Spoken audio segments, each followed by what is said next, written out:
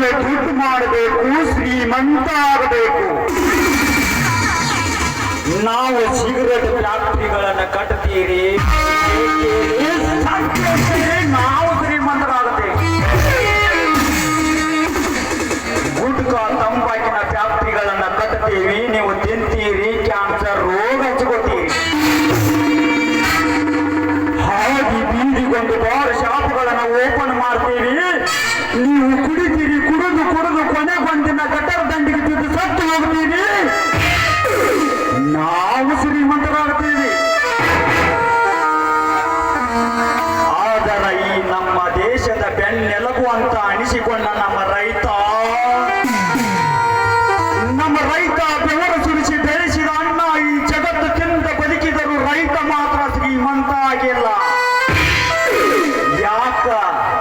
ಯಾಕಂತ ಒಬ್ಬರ ವಿಚಾರ ಮಾಡಿರೇನ? ಮಾಡಂಗಿಲ್ಲ. ಮಾಡಾಕು ನಮ್ಮಂತ ಶ್ರೀಮಂತರು ಬೇಡಂಗೂ ಇಲ್ಲ.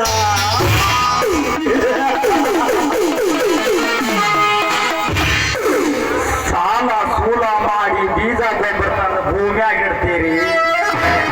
ಸಮಯಕ್ಕೆ ಮಳೆ ಬರಲ್ಲ, ಟೈಮ್ಗೆ ಕರೆಂಟ್ ಇರಲ್ಲ, ನೀವು ಬೆಳೆದ ಮಾಲಿಗೆ ಸರಿಯಾದ ಬೆಲೆನೂ ಇರಲ್ಲ. ಆಗ ರಾಷ್ಟ್ರೀಕೃತ ಬ್ಯಾಂಕ್ಗಳ ಮೊರೆ ಹೋಗ್ತೀರಿ, ಸಾಲ ತರ್ತೀರಿ. ಯಾವುದಾದ್ರೂ ಸರ್ಕಾರ ಬಂದು ಸಾಲ ಮನ್ನಾ ಮಾಡ್ತೈತಂತೆ ಕಣ್ಣು ಬಡ್ಕೊಂತ ಬಾಯಿ ಬಡ್ಕೊಂತ ಕುಂದಿರ್ತೀರಿ. ಆಗ ನಮ್ಮಂತ ರಾಜಕೀಯದವರು ಬರ್ತಾರ. ಅವರು ಆ ಜನ, ಇವರು ಈ ಜನ, ನಾವು ಆ ಭಾಗ್ಯ ತಂದೇವಿ, ಮುಂದೆ ಇಂಥ ಭಾಗ್ಯಗಳನ್ನು ತರ್ತೇವಂತ ಸುಳ್ಳು ಭಾಷಣಗಳನ್ನ ಹೇಳಿ ನಿಮ್ಮಿಂದ ಓಟ ಪಡೆದುಕೊಂಡು ನಂತರ 5 ವರ್ಷಗಳ ಕಾಲ ತಮ್ಮ ಊಟ ಮಾಡಿ ನೆಚ್ಚಿನ ಕಾಲಿಟ್ಟ ಭೂಮಿಯಾಗ ತುಳಿತಾರ. ತಿಳಿಸ್ಕೊಳಾಕಬೇಕು, ಕುಟ್ಟಿಸ್ಕೊಳಾಕಬೇಕು. ಇನ್ನು ನಮ್ಮನ್ನ ಯಾವನಾದರೂ ಎದುರು ಹಾಕೊಂಡು ರೈತ ಹೋರಾಟ ಅಂತ ಮುಂದಾಳುತ್ತ ವಹಿಸಿಕೊಂಡು ಯಾವನಾದರೂ ರೋಡಿಗೆಳೆದರ ಅಂತವನ ಕಣ್ಣಿಟ್ಕೊಂಡು ಸುಳ್ಳು ಕೇಸಿನಾಗ ಸಿಗಿಸಿ ಜೈಲಿಗೆ ಹಾಕಿಸ್ತೇವಿ. ಜೀವನ ಪರ್ಯಂತ ಜೈಲಿನಲ್ಲಿ ನರಳಿ ಸಾಯು ಹಂಗ ಮಾಡ್ತೇವಿ.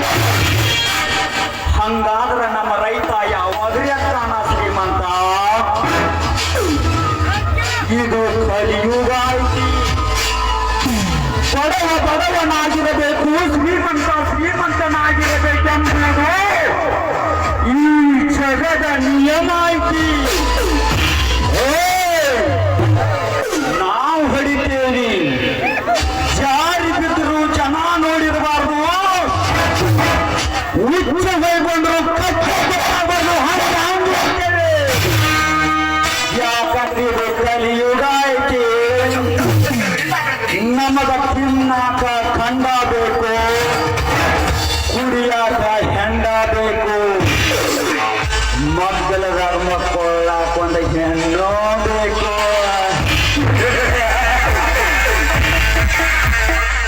ರಾಜೀವ, ನಾನು ರಾಜನನ್ನು ಹತ್ತು ಮೀರಿ ನನಗೆ ವಿರುದ್ಧವಾಗಿ ನಡೆದೆ. ಪ್ರಬುದ್ಧ ರೈತನೆಂದು ಸರ್ಕಾರಕ್ಕೆ ಸವಾಲಾಗಿ ಬದುಕುತ್ತಿದೆಯಲ್ಲ.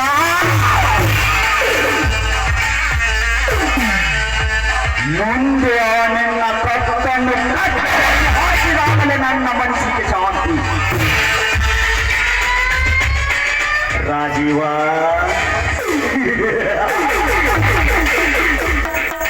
ಆ ನಿನ್ನ ಸತ್ತನ್ನಡಗಿಸಬೇಕಾದರೆ ಮೊದಲು ನಾನು ನಿನ್ನ ಚರಿತ್ರೆಯನ್ನು ಓದಲೇಬೇಕು. ರಾಜೀವ, ನನಗೆ ಕಡುವೈರಿಯಾಗಿ ಕಾಣಿಸಿಕೊಂಡ ನಿನ್ನ ತಮ್ಮನನ್ನು ನನ್ನ ಮುಳ್ಳಿನ ಪ್ರೀತಿಸಿ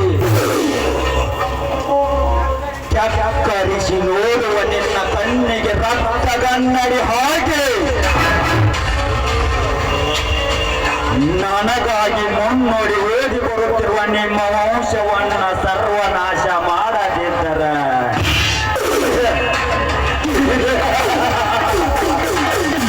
ನನ್ನ ಹೆಸರು ಒಮ್ಮೆಲೆ ಚಕ್ರವರ್ತಿ ಹಂಗೆ